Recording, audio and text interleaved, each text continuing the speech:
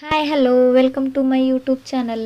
ಮುದ್ದು ಸೊಸೆ ಸೀರಿಯಲ್ ನಾಳಿನ ಸಂಚಿಕೆಯಲ್ಲಿ ಏನಾಗಿದೆ ಅಂತ ನೋಡ್ಕೊಂಡು ಬರೋಣ. ಅದಕ್ಕಿಂತ ಮುಂಚೆ ಯಾರೆಲ್ಲ ನಮ್ಮ ಚಾನಲ್ನ ಸಬ್ಸ್ಕ್ರೈಬ್ ಮಾಡಿದೆ ಹಾಗೆ ನೋಡ್ತಾ ಇದ್ರು ದಯವಿಟ್ಟು ಎಲ್ಲರೂ ಸಬ್ಸ್ಕ್ರೈಬ್ ಮಾಡ್ಕೊಳ್ಳಿ. ವಿದ್ಯಾ ಭದ್ರನ ಹತ್ರ ಹೋಗಿ ಯಾಕೆ ಈ ತಪ್ಪು ಮಾಡಿದ್ರಿ, ಯಾಕೆ ನಂಗೆ ಮೋಸ ಮಾಡಿದ್ರಿ ಅಂತ ಕೇಳ್ತಾ ಇರ್ತಾಳೆ. ಆಗ ಭದ್ರ, ವಿದ್ಯಾ ನಾ ಯಾವುದೇ ಕಾರಣಕ್ಕೂ ಯಾವ ತಪ್ಪು ಮಾಡಿಲ್ಲ ಅಂತ ಮಾತಾಡ್ತಿರ್ತಾರೆ. ಇತ್ತ ಕಡೆ ಶಿವರಾಮೇಗೌಡರು ಸಾವಿತ್ರಿ ಮಾತಿಗೆ ಒಪ್ಕೋತಾರೆ. ನೋಡು ವಿನಂತಿ, ನಾನು ನಿಂಗೆ ಮಾತು ಕೊಡ್ತಾ ಇದ್ದೀನಿ, ಭದ್ರ ಮತ್ತು ನಿನ್ನ ಮದುವೆನ ಮಾಡಿಸ್ತೀನಿ ಅಂದಾಗ ವಿನಂತಿ, ಮಾವ ಈ ಮಾತು ನೀವು ಹೇಳ್ತಾ ಇದ್ದೀರಾ, ಭದ್ರ ಮಾವ ಮತ್ತು ನನ್ನ ಮದುವೆ ಮಾಡಿಸ್ತೀರಲ್ವಾ ಅಂದಾಗ ಶಿವರಾಮೇಗೌಡರು, ಹೌದು ವಿನಂತಿ, ಈ ಶಿವರಾಮೇಗೌಡ ಒಂದ್ಸಲ ಮಾತು ಕೊಟ್ಟರೆ ತಪ್ಪಲ್ಲ, ಮೋಸ ಆದಮೇಲೆ ನಾವು ನ್ಯಾಯ ಕೊಡಿಸ್ಲೇಬೇಕು, ಅದಕ್ಕೆ ನಾನು ಕೂಡ ಒಪ್ಕೋತೀನಿ, ಈ ಮದುವೆಗೆ ಒಪ್ಕೋತೀನಿ ಅಂತ ಶಿವರಾಮೇಗೌಡರು ಹೇಳಿದಾಗ ವಿನಂತಿಗೆ ಖುಷಿಯಾಗುತ್ತೆ. ಮಾವ ನೀವಾದರೂ ನಮ್ಮ ಪರವಾಗಿ ನಿಂತ್ಕೊಂಡ್ರಲ್ಲ, ತುಂಬ ಥ್ಯಾಂಕ್ಸ್ ಅಂತ ವಿನಂತಿ ಹೇಳ್ತಾಳೆ. ಅಣ್ಣ, ನಮ್ಮ ಜೀವನದಲ್ಲಿ ಎಲ್ಲ ಥರಲಿಂದನೂ ಮೋಸ ಆಗಿತ್ತು, ನೀನು ನಮಗೆ ಮೋಸ ಮಾಡ್ತೀವೋ, ನಮ್ಮ ಜೊತೆ ನಿಂತ್ಕೊಳ್ಳೋಂಗಿಲ್ವೋ ಅಂತ ಅಂದ್ಕೊಂಡಿದ್ದೆ, ಇನ್ಮೇಲೆ ನಾವೆಲ್ಲರೂ ಒಂದಾಗೇ ಇರ್ಬೋದು ಅಂತ ಸಾವಿತ್ರಿ ಹೇಳ್ತಾಳೆ. ಅವ್ವ, ನಾನು ಮತ್ತು ಭದ್ರಮ್ಮ ಮದುವೆ ಮಾಡ್ಕೋತಾ ಇದ್ದೀವಿ, ನಾವು ಅಂದ್ಕೊಂಡಂಗೆ ಎಲ್ಲ ಆಗೋಯ್ತು ಕಣವ್ವ ಅಂತ ವಿನಂತಿ ಹೇಳಿದಾಗ, ಹೌದು ವಿನಂತಿ, ಇಷ್ಟೆಲ್ಲ ನಾವು ಮಾಡಲಿಲ್ಲ ಅಂದರೆ ಇಲ್ಲಿ ಯಾರು ಖಂಡಿತವಾಗ್ಲೂ ನಮ್ಮ ಮಾತು ಕೇಳ್ತಾ ಇರಲಿಲ್ಲ, ನೀನು ಆ ಮನೆ ಸೊಸೆನೂ ಆಗ್ತಾ ಇರಲಿಲ್ಲ, ನಾನು ಇಷ್ಟೆಲ್ಲ ಮಾಡಿದ್ದಕ್ಕೇ ಇಷ್ಟ ಆಗಿದ್ದು, ನಾನು ನಿನಗೆ ಮಾತು ಕೊಟ್ಟಿದ್ದೆ ಭದ್ರನ ಜೊತೆ ನಿನ್ನ ಮದುವೆ ಮಾಡ್ತೀನಿ ಅಂತ, ಹಾಗೇನೆ ನಾನು ನಿನ್ನ ಮದುವೆ ಮಾಡಿಸ್ತಾ ಇದ್ದೀನಿ, ಯಾವತ್ತಿದ್ರೂ ನೀ ಶಿವರಾಮೇಗೌಡರು ಮನೆ ಸೊಸೆನೇ, ಇದನ್ನು ಯಾರೂ ಬದಲಾಯಿಸೋಕ್ಕಾಗಕ್ಕಿಲ್ಲ, ಇನ್ನೆರಡೇ ದಿನ ನಿನ್ನ ಮದುವೆ ಆಗುತ್ತೆ, ಹಾಗೆ ಭದ್ರ ನಿನ್ನ ಕೊಳ್ಳಿ ತಾಳಿ ಕಟ್ಟಲೇಬೇಕು ಅಂತ ಸಾವಿತ್ರಿ ಹೇಳಿದ ತಕ್ಷಣವೇ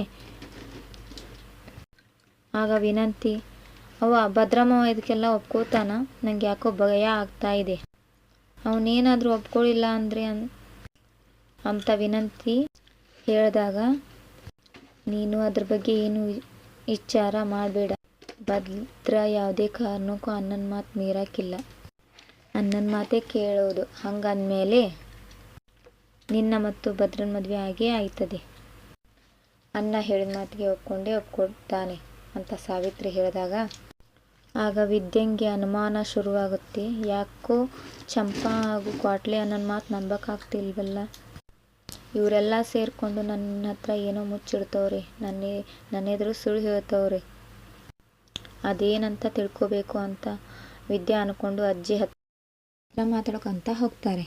ಅಜ್ಜಿ, ಇವತ್ತು ಭದ್ರ ಅವ್ರ ಹುಟ್ಟಿದ ಹಬ್ಬ, ಆದರೆ ನೀವು ಯಾಕೆ ಹೇಗಿದ್ದೀರಾ, ಇವತ್ತು ನೀವೆಷ್ಟು ಖುಷಿಯಾಗಿರಬೇಕಾಗಿತ್ತು, ಅದು ಅಲ್ಲದೆ ಇದು ಭದ್ರ ಅವ್ರ ಮದುವೆ ಆದಮೇಲೆ ಬರ್ತಾ ಇರೋ ಮೊದಲನೇ ಹುಟ್ಟಿದ ಹಬ್ಬ, ಆದರೆ ನೀವ್ಯಾಕೆ ಬೇಜಾರಲ್ಲಿದ್ದೀರಾ ಅಂತ ಹೇಳಿದಾಗ ಅತ್ತಾಗಿಂದ ಭದ್ರ ಅವ್ರು ಬರ್ತಾರೆ. ಭದ್ರ ಅವರೇ, ಏನು ಯೋಚನೆ ಮಾಡ್ತಾ ಇದ್ದೀರಾ, ಮಾವಂಗೆ ಏನೋ ಪಕ್ಷದ ಬಗ್ಗೆ ಟೆನ್ಷನ್ ಐತೆ, ಚಿಂತೆ ಐತೆ, ಆದರೆ ನೀವೇಕೆ ಹೀಗಿದ್ರೆ, ಹುಟ್ಟು ಹಬ್ಬದ ದಿನ ಖುಷಿಯಾಗಿರಬೇಕು, ನಾವು ಕೊಟ್ಟಂಥ ಗಿಫ್ಟ್ ಹೇಗಿದೆ ಅಂತ ಹೇಳೇ ಇಲ್ಲ, ನಿಮ್ಗೆ ಇಷ್ಟ ಆಯ್ತಾ, ಆಗ ಭದ್ರ ಏನು ಮಾತಾಡಲ್ಲ. ಆಗ ಯಾಕೆ ಸುಮ್ಮನೆ ಇದ್ದೀರಾ, ಏನು ಮಾತಾಡ್ತಾ ಇಲ್ಲ, ಯಾಕೆ ಏನಾಯಿತು, ನಾವು ಕೊಟ್ಟಿರೋ ಗಿಫ್ಟನ್ನು ನೋಡಿದ್ರಾ ಇಲ್ವಾ, ನೀವು ದೇವಸ್ಥಾನಕ್ಕೂ ಹೋಗಿಲ್ಲ, ಮನೆಯಲ್ಲೇ ಇದ್ದೀರಾ, ಏನಾಯ್ತೈತೆ ಈ ಮನೆಯಲ್ಲಿ, ಯಾಕೆ ಹಿಂಗಿದ್ದೀರಾ ಅಂತ ಕೇಳಿದಾಗ ಆಗ ಚಂಪಾ ಎಲ್ಲ ಸತ್ಯ ಹೇಳ್ತಾರೆ. ಆಗ ಸತ್ಯ ಗೊತ್ತಾದ ತಕ್ಷಣ ಆಗ ವಿದ್ಯಂಗೆ ಟೆನ್ಷನ್ ಆಗಿ, ಇಲ್ಲ ನಾನಂತೂ ಇದನ್ನು ನಂಬಂಗಿಲ್ಲ, ಇಲ್ಲ ಸಾಧ್ಯನೇ ಇಲ್ಲ ಅಂತ ಹೇಳಿ, ಚಂಪಾ ಏನು ಹೇಳ್ತಾ ಇದೀಯ ನೀನು ಅಂತ ವಿದ್ಯಾ ಚಂಪಂಗೆ ಕೇಳ್ತಾಳೆ. ಆಗ ಚಂಪಾ, ನಾನು ಇರೋ ವಿಷಯನೇ ಹೇಳಿರೋದು, ಇದೇ ಸತ್ಯ ಅಂತ ಚಂಪಾ ವಿದ್ಯಂಗೆ ಹೇಳ್ತಾಳೆ. ಆಗ ಸಾವಿತ್ರಿ, ಯಾವತ್ತಿದ್ರೂ ಶಿವರಾಮೇಗೌಡರ ಮನೆ ಸೊಸೆ ವಿನಂತಿನಿ ಅಂತ ಹೇಳ್ತಾಳೆ.